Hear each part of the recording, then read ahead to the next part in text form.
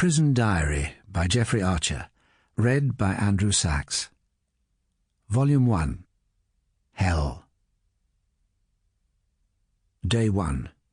Thursday, 19th July 2001. You are sentenced to 4 years. Mr. Justice Potts stares down from the bench, unable to hide his delight. He orders me to be taken down. A Security Corps man who was sitting beside me while the verdict was read out points towards a door on my left, which has not been opened during the 7-week trial. I turn and glance at my wife Mary, seated at the back of the court, head bowed, ashen-faced, a son on either side to comfort her. I'm led downstairs to be met by a court official, and thus I begin an endless process of form-filling. Name? Archer. Age? 61. Weight? 178 pounds, I tell him. What's that in stones? The prison officer demands. 12 stone 10 pounds, I reply. I only know because I weighed myself in the gym this morning. Thank you, sir, he says, and asks me to sign on the bottom of the page. Another Security Corps man, known by the prisoners as water rats, leads me down a long, bleak, cream-painted, bricked corridor to I know not where. How long did he give you? He asks, matter-of-factly. 4 years, I reply. Oh, not too bad. You'll be out in 2, he responds, as if discussing a fortnight on the Costa del Sol.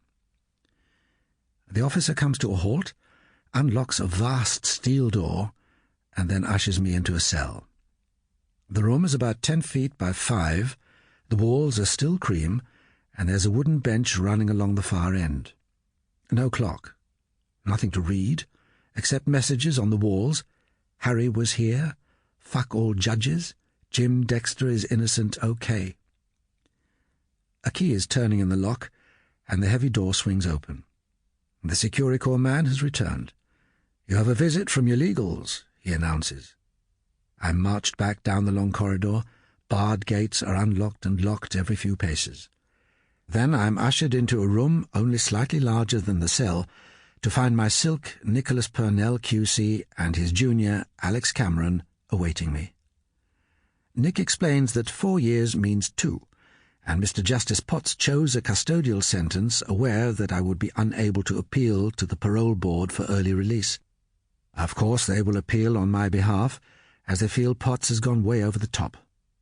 Gilly Gray QC, an old friend, had warned me that as the jury had been out for 5 days, and I had not entered the witness box to defend myself, an appeal might not be received too favourably. Nick adds that, in any case, my appeal will not be considered before Christmas, as only short sentences are dealt with quickly. Nick goes on to tell me that Belmarsh Prison in Woolwich will be my first destination. At least it's a modern jail, he comments, although he warns me that his abiding memory of the place was the constant noise, so he feared I wouldn't sleep for the first few nights. After a couple of weeks, he feels confident I will be transferred to an open prison. Nick explains that he has to return to court number 7 to make an application for compassionate leave so that I can attend my mother's funeral on Saturday. She died on the day the jury retired to consider their verdict, and I'm only thankful that she never heard me sentenced. I thank Nick and Alex for all they've done, and am then escorted back to my cell. The vast iron door is slammed shut. The prison officers don't have to lock it, only unlock it, as there's no handle on the inside.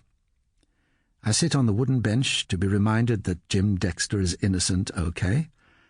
My mind is curiously blank as I try to take in what's happened and what will happen next. The door is unlocked again, about 15 minutes later as far as I can judge, and I'm taken to a signing-out room to fill in yet another set of forms. A large burly officer takes away my money clip, £120 in cash, my credit card, and a fountain pen. He places them in a plastic bag. They're sealed before he asks, "Where would you like them sent?" I give the officer Mary's name and our home address. After I've signed 2 more forms in triplicate, I'm handcuffed to an overweight woman of around 5'3". They're obviously not anticipating any trouble. She's wearing the uniform of the prison service, a white shirt, black tie, black trousers, black shoes, and black socks. She accompanies me out of the building and onto Sample complete. Ready to continue?